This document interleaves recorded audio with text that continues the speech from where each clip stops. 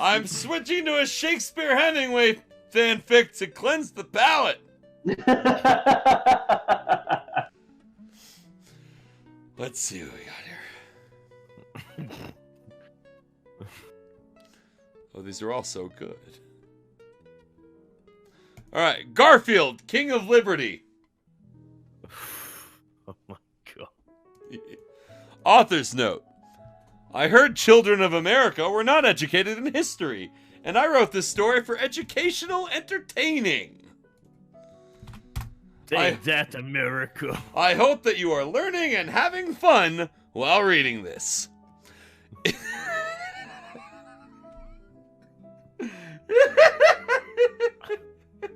It was the year 1770X.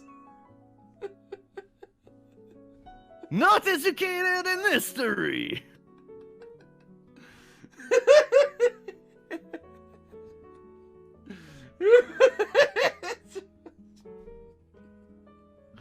It was the year 1770X, and Empire of England was spreading terror with conquest. King George III was invading lands of plunder for lasagna.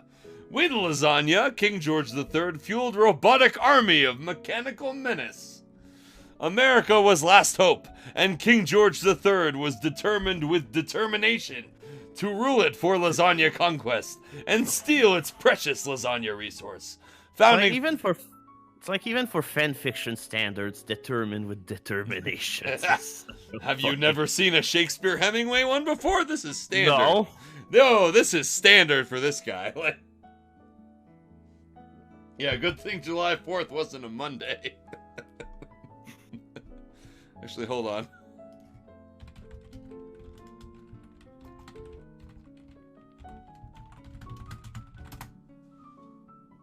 July 4th, 1776 was a Thursday, so yeah.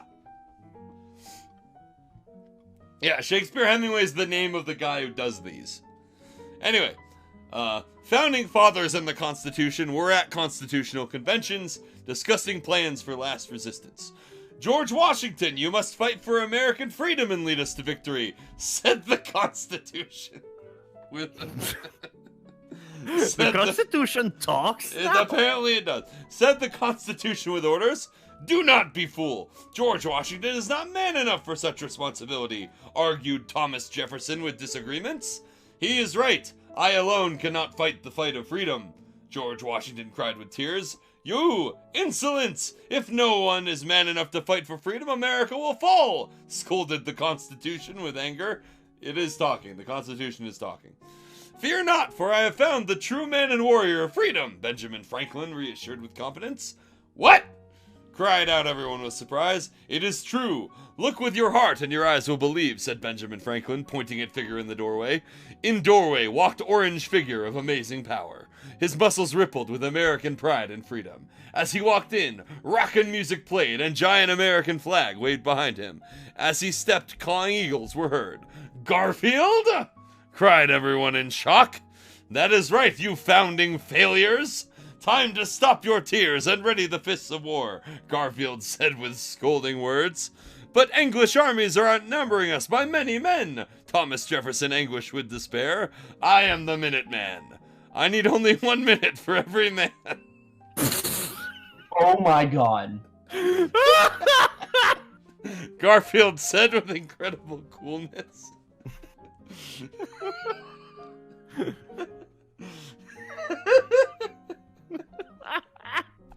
Oh my god. And he probably thought he was very clever when he wrote it. Very good, you are a real man. You are now 5-star general, commanded the Constitution with orders. Very well, we must plan strategies. We will meet at Mount Vernon, Garfield ordered. Later on at Mount Vernon, George Washington was making discussion with Martha Washington.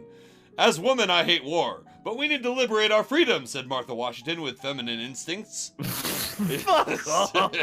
It is true. I thought all hope was lost, but we have a new ace in our holes, said George Washington with new confidence. Is this the Garfield? Asked Martha Washington with wonder. He is true miracle man. With him by our lead, we cannot lose. George Washington said, with great respect for Garfield. Suddenly, there was manly knocking at the front door. "There he is, soon you will see for yourself," George Washington said as she went to door for opening. As George Washington opened door, Garfield walked in with feet of patriotism. "Garfield, it is good to be seeing you on this fine day. Do you care for tea?" asked George Washington with gracious offers. "Enough nonsense! Tiny talk is for tiny men. Now is time for action!" Garfield said with stoic manhood. "I am sorry, Garfield, forgive me, for I am nothing compared to you." George Washington apologized with deep sorrow. "Do not cry, you woman!" Garfield roared as he slapped George Washington in the face to stop his girlish tears.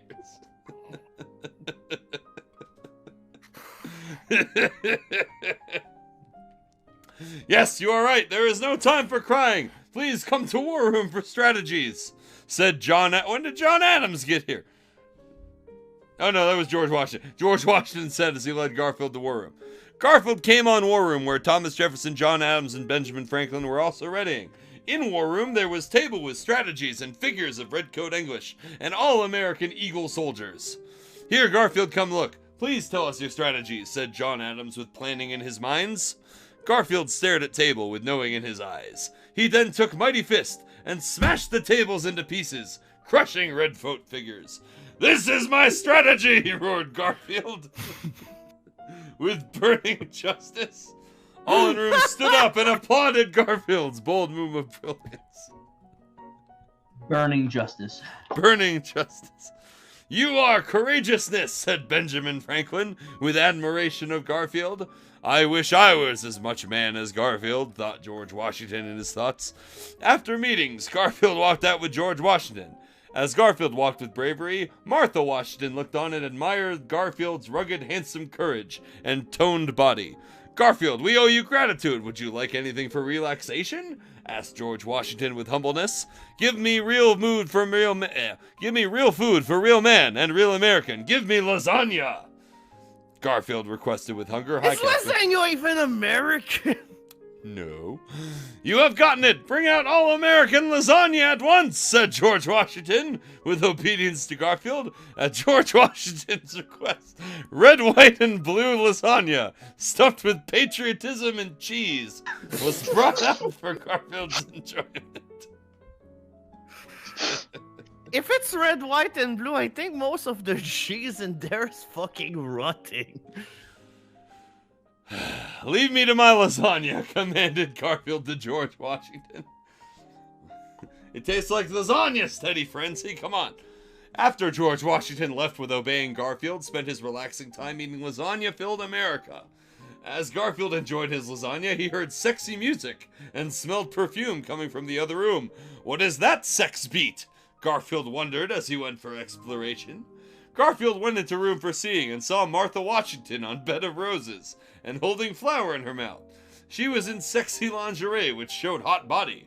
There was sexy champagne there for drinking, and room was filled with romance. "Garfield, I am hoping you would come," Martha Washington said with desire. "I cannot resist sexy scent of hot American woman," Garfield said slyly as he sat down on bed, picked up champagne bottle for opening. "Garfield, when I see you, I have felt the feelings inside my body. I sweat with patriotic desire," said Martha Washington as she rubbed Garfield's back. "No more worrying, my colonial cupcake. I will start a revolution in your body," Garfield said as he tore his shirt to reveal perfect manly muscles. "Take me now and show me your musket," said Martha Washington, taking off nightgown to reveal supple, sexy orbs. "This gun never..." You heard me. "This gun never needs reloading," Garfield said with a wink, as he undid pants and embraced Martha Washington for serious loving. They embraced and melded bodies for intense loving, shaking with passion and vigority. "Come visit my Washington Monument. It is free of charge," said Garfield with seduction as he thrust into Martha Washington with his mighty hips. "Garfield, you make me see fireworks," cried out Martha Washington with ecstasy. "I'm going to liberate your body with pleasure," Garfield said as he licked her all over.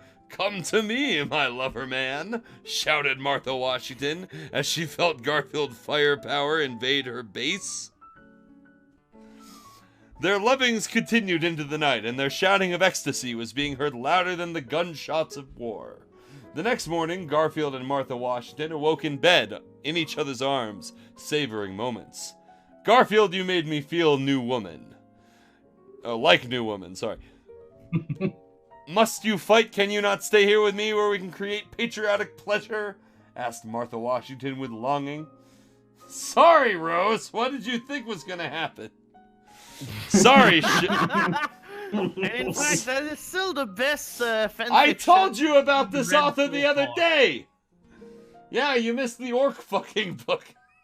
Yeah, as well then no, as well as the Pokemon rape, but yeah, we don't talk about that one. Anyway, sorry, Sugar Cubes, but I am warrior. Land of America needs my man muscle more than you, Garfield said with determination. Then with suddenness, George Washington walked into a room to alert Garfield to happenings. Garfield, it is urgent! Garfield, it is urgent! Redcoat are attacking Boston City, USA! Boston City, USA. That's why I was laughing. You're home alone right now. That's why I was... I don't even know. Fuck him. Garfield, it is urgent! Garfield, it is urgent! Redcoats are attacking Boston City, USA! George Washington said with panic. It is time, Garfield said, putting on manly leather gloves for fighting readiness. Garfield, please be careful. If you're injured, my tears would scream with crying. Martha Washington cried out with worry. Chill out, pussy boots. Fuck off. When I am back, I will be giving you something to cry about, Garfield said coolly. Garfield, it is urgent. You're in bed with my wife. Oh, Garfield. Oh. Swoon Martha Washington with swooning. God damn it, Shakespeare Hemmingway. Enough of the silly chatting. Let us ride, said Garfield as he boarded his mighty, shimmering stallion.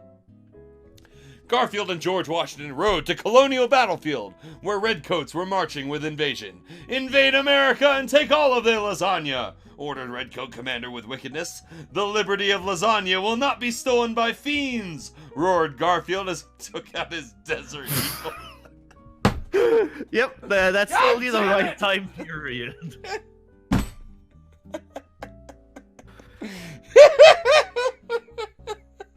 Your brain see, this is why going my to gun be doesn't melted. need reloading. I can shoot Martha Washington 6 times before I need to reload. Garfield pulled out his Desert Eagles for firing. Garfield! Cried out Redcoat soldiers with fear and despair. These colors do not run, and neither do these bullets, said Garfield as he rained storms of lead down upon Redcoat armies. After Redcoat army was defeated, Garfield approached Redcoat Commander, who was cowering with surrender. Garfield, I am defeated, but war has just begun. Soon American lasagna will be property of the king, declared Redcoat Commander with defiance. I am seeing you are liking the wearing of red. Let me make your face match your coat, quipped Garfield as he shot the Redcoat Commander's face with his Desert Eagle.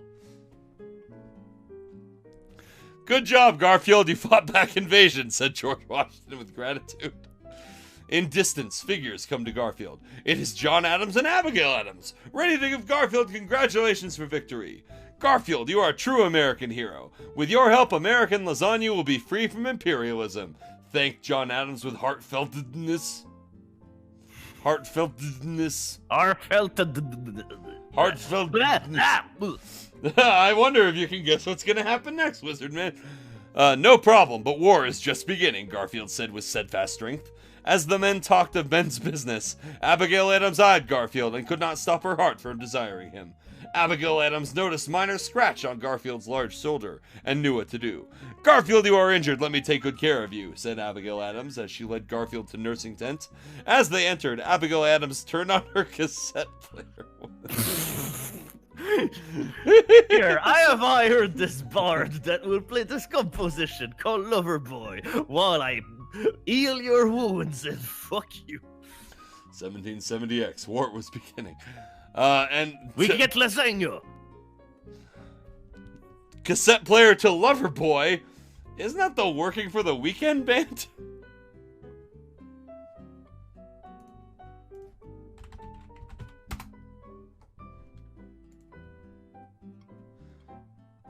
Yeah, that was the band that did Working for the Weekend. Why would you pick that? Whatever.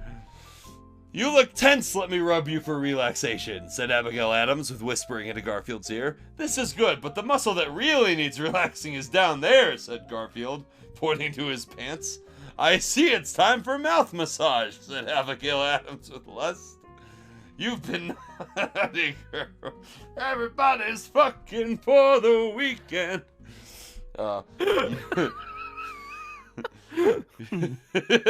You've been naughty, girl. Time for some corporal punishing, Garfield said sexily as he No, put that was Abigail... not said sexually enough, UZworm. Bye, portable stuff. As he put Abigail Adams on lap and spanked her.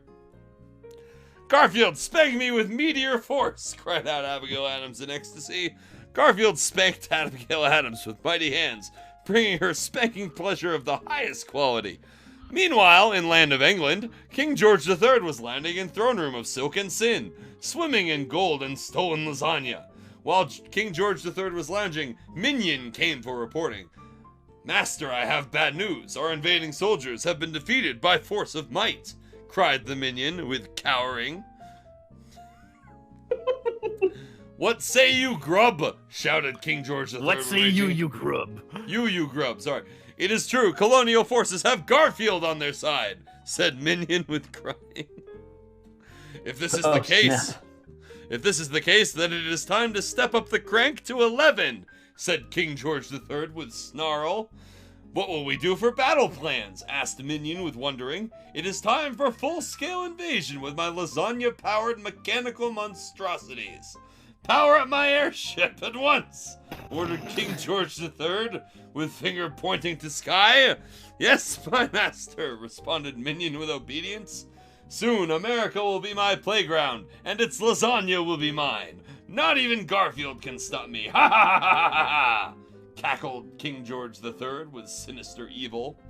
Meanwhile, back in America, Garfield and Abigail Adams were enjoying intimacies. Abigail Adams was exhausted with pleasure. Garfield could go on longer, but did not want to kill her with exhaustion. You play rough, and I like that, said Abigail Adams with satisfaction. I fight hard and play harder, said Garfield with a wink, as he sat back and smoked lasagna cigarette. I'm sorry, a what? A lasagna cigarette? What, you have Yeah, a problem? I've You have never a problem, seen Pox? those. You have a problem, Pox? Nope. Just making sure my ears are working. After a moment of relaxing, Abigail Adams got up to make morning cup of tea for her man Garfield and wanted making it to be just right. How are you wanting your tea? Asked Abigail Adams with dutifulness. I like my tea like I like my women, sweet and creamy, said Garfield, as he slapped Abigail Adams on rear with flirting. Oh, Garfield, you know how to make me feel like lady, said Abigail Adams with blushing. All of a sudden, moments of romance were interrupted by emergency sirens, which signaled invasion. Time to earn my payment, Garfield, with clenched fist and loading Desert Eagles. Garfield, I know the destiny of the fighting man is to fight, but please be careful. I will pray for your safety, cried out Abigail Adams with sad acceptance. Garfield looked at Abigail Adams with chiseled face of stoic manliness, and opened his mouth. Pray for my enemies, Garfield said with cool calmness as he walked off. Garfield traveled to White House, which was being attacked by giant mechanical redcoat with laser musket. Feed me meal of lasagna, demanded Robot Redcoat with mechanical voice. Alright, hold on, I gotta do this one. Feed me meal of lasagna. Demanded Robot Redcoat with mechanical voice. The only meal you will be served is Fist of Vengeance, served extra cold, Garfield roared, as he plunged manly fist into Robot Redcoat's giant mechanical heart. Looks like this meal has given you heartburn, quipped Garfield, as he crushed Robot Heart in his hand. Cried out giant Robot Redcoat as it exploded into shrapnel and debris. Garfield stood on robot debris, celebrating victories of battle. But soon he heard noises. It was English airships surrounding him. Their cannons were aimed at Garfield with accuracy of pins. Then, with wicked entrance, King George III rode on flagship. "Ha ha, Garfield! Behold the chariot of your death! It will be the last sight for you as you are dragged to hell!" snarled King George III, with madness in his eyes.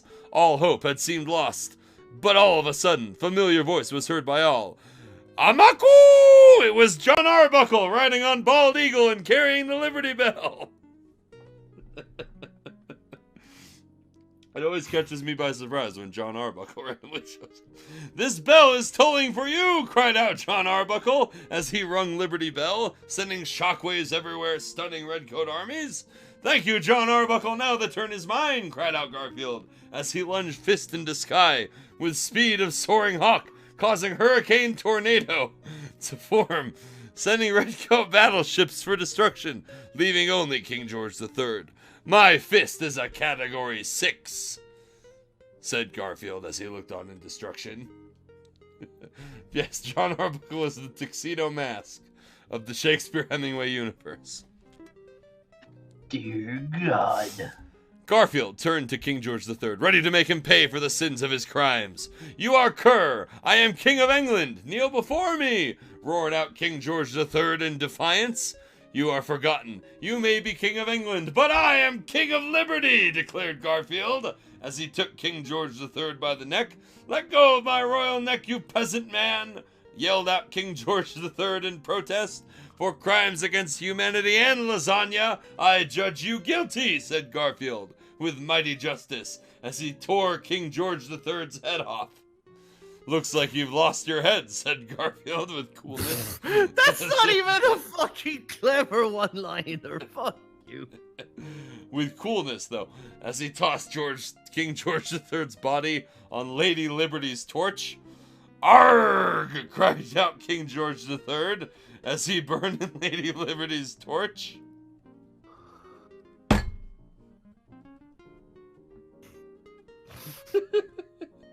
What? Like, yes, his no, head man, off. that's his Yeah. body that just said "arg." But also, the torch isn't made of actual fire. It's a thing with lights in it. Oh yeah, because that's the worst detail of the story. So Lady far. Liberty didn't exist then, so yeah, it's part of it. Well, Desert Eagles didn't exist then. Loverboy didn't exist yet. Order of- Everything didn't exist Order yet. of Grilled King, extra crispy, quipped Garfield as he turned away. At King George III's fiery endings, remaining redcoat soldiers cried in despair for the fallen leader. "No, what will we do now that our king is gone?" weep the anguished soldiers in sorrow. "You must look forward to days of tomorrow. Your king was mad with power and blind with madness. He could not see his path was the path of ruining and chaos," Garfield lectured with calm wisdom, filling Englishmen with hope. "Thank you, Garfield. You have filled us with the inspiration of a better tomorrow. We will rebuild our country of England in your honor," said the English soldiers with gratitude as they went home to England for rebuilding. In distance, Garfield saw figures. It was George Washington, John Adams, and Benjamin Franklin coming for congratulations. "Garfield, you have saved America, thank you," said John Adams, shaking Garfield's hand. "Garfield, you have taught me true meanings of manhood. Will you not stay and rule this country as first president?" George Washington asked with begging. "I am sorry, but desk jobs are for broken-down old man, not man in prime of virility," Garfield responded with declining.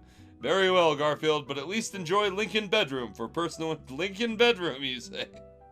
For personal enjoyment," said Benjamin Franklin as he tossed him.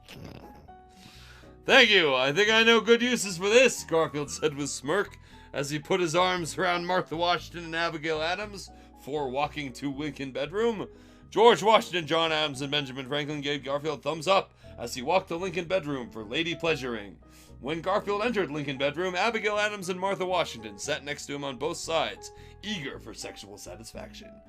"Garfield, you have flowered my womanhood. Now I need you to water me with loving," said Martha Washington as she chewed on Garfield. "Garfield, please fuck my wife."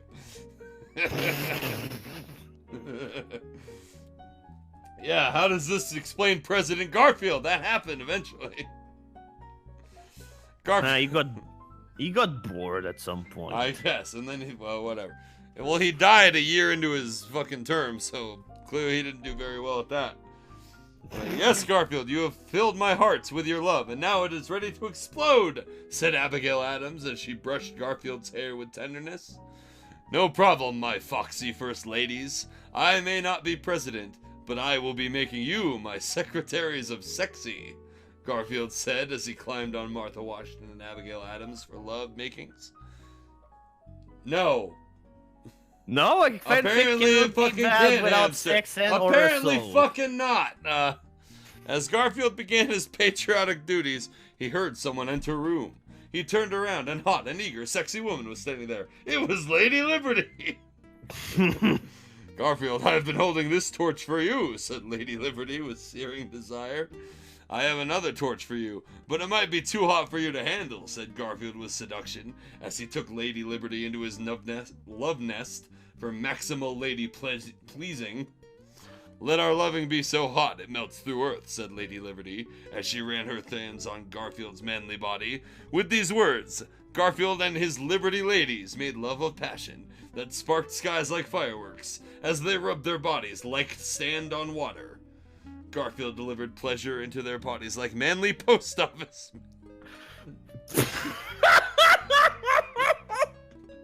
What is that fucking phrase?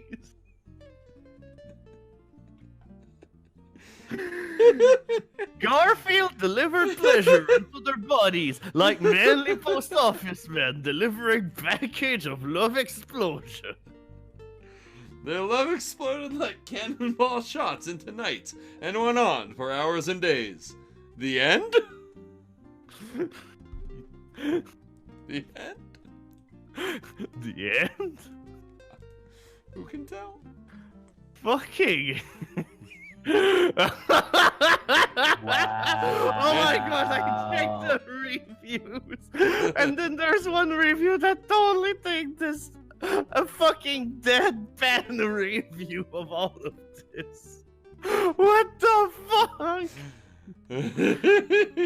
Like, okay, I'm honestly not sure if you're a troll or if you are actually be serious about this. Garfield is a cat, not a 80s action hero or something. You're aware of that, right? If you are a troll, then I admire your dedication. Keeping this up for almost 8 years, spanning several crossovers, must take some work. Should you be real about this, however, well, first of all, I'm weirded out by the fact that Abigail Adams and Martha Washington, both of which were married women in the 1700s, want to have sex with a cat and apparently did, with their husband's full knowledge of that. I can't continue reading this. It's like, why were you thinking reviewing this? I don't know.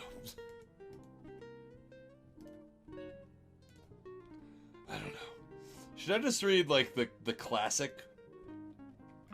Garfield in the City? That's like the original great Shakespeare-Hemmingway. Oh. Fanfic. It's a Sex and the City crossover. It's short, I'll do it. Garfield in the City. It's a classic, we can't not do it. It was a rainy weekday when Carrie was going shopping for shoes and clothes in women's store when she ran into her friend Samantha. Samantha, I wish I would meet a man. I am lonely and useless alone, said Carrie with sad voice. It is okay, I am sure you will one day meet handsome man to sweep you off your feet for romance, said Samantha with consolation. I hope so, or I will cry and cry until tomorrow is gone and yesterday is here, said Samantha with sadness. What? You heard me. You heard me. You heard me. What? You heard me. Samantha saw a flock of men and knew it was time for hunt. I must go hunt men for sex, said Samantha with sass and liberation. You are a spunky free spirit, said Carrie with admiration. You are spunky and free too. Believe in your strength, said Samantha as she went off to find men. Carrie continued her shopping and bought many shoes and clothes, including one with poodles on it. Clothes are the best, Carrie said.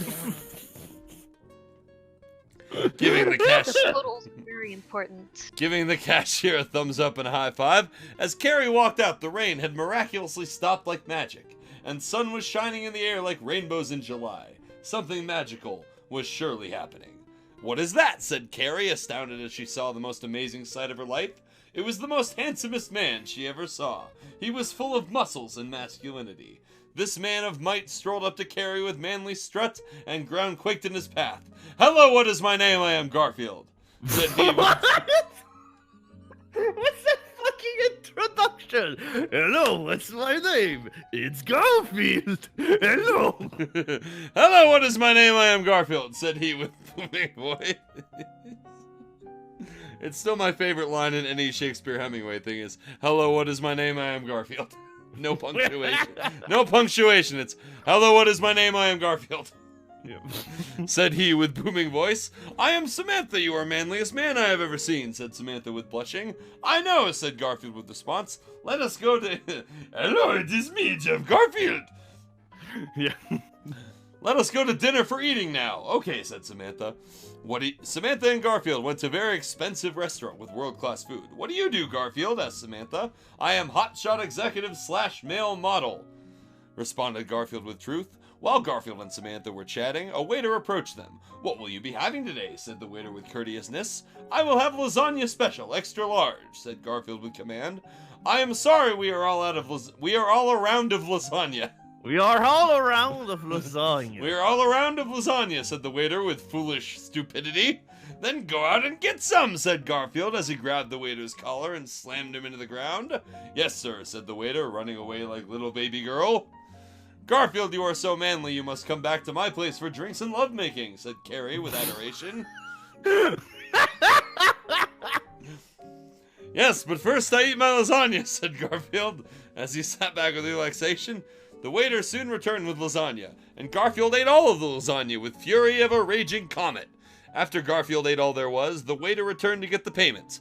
"That will be $40, said the waiter. "I have so much money and can pay with ease, but I will not because you were late," said Garfield, as he pushed down the waiter and poured his drink on him. Garfield and Carrie then waltzed out and saw Charlotte with her baby. "Wow, you must be Garfield." "You must be Garfield, the manliest man," said Charlotte. "Yes, that baby is ugly," said Garfield, pointing at the baby. "Yes, I would like to make more attractive baby with you, Garfield," said Charlotte with beaming eyes. "Maybe some other time. Right now I'm going to make babies with Carrie," said Garfield with slyly. Okay, but call me sometime and I will give you body pleasure like no other," said Charlotte, licking her lips. Pleasure. Garfield and Carrie then walked over to Carrie's apartment where they could have intimate relations. When they entered the apartment, Carrie put on mood music and poured them drinks. "To us," said Carrie. "I would like more lasagna," said Garfield with impatience. "Okay, I will make you some," said Carrie with dutifulness. Carrie went into the kitchen and made a batch of special homemade lasagna just for Garfield. "Here you are, Garfield," said Carrie with tenderness. "Thank you, but you should be quicker next time," said Garfield as he took the lasagna and ate it all. "You eat lasagna very sexily," said Carrie with admiration. "Thank you. Next I will eat you inside and out," said Garfield. "Come with me," said Carrie as she led Garfield to her bedroom for romance. Garfield laid on the bed, and Carrie pounced on him like panther on the hunt. "Give me all your loving, spare me none," said Carrie with lust. "I will give you sex with cosmic force," said Garfield with roar. Garfield serviced her with love for what felt like eternity, rocking her world. "You are unreal," said Carrie with astonishment and exhaustion. "Let's go to bed," said Garfield with good advice. Garfield and Carrie lay in their bed to relax and recharge their sexualities. Carrie then, however, reached over to her table to get a knife. Upon hearing rustling, Garfield reached under his pillow, grabbing his Desert Eagle and shot Carrie on the spot.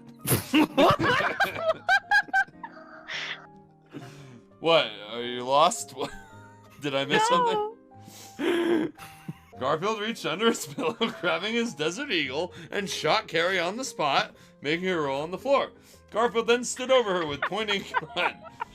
"Garfield, how did you know I was Cylon?" said Carrie with shock. "I can smell a Cylon like fish in the water," said Garfield with cool style. "You're too much for me, Garfield," said Carrie with sigh. "Yes, now prepare to go to Cylon Hell, Robo-Toots. When you are there, be sure to tell the devil I'm coming for him next," said Garfield with roaring justice, as he shot Carrie again, blowing her head off. Garfield Garfield then holstered his gun and walked out, lighting a cigarette on the way. I could sure use some lasagna, said Garfield as he walked off into the sunset. The end. Whoa! It's a classic. It's a fucking classic.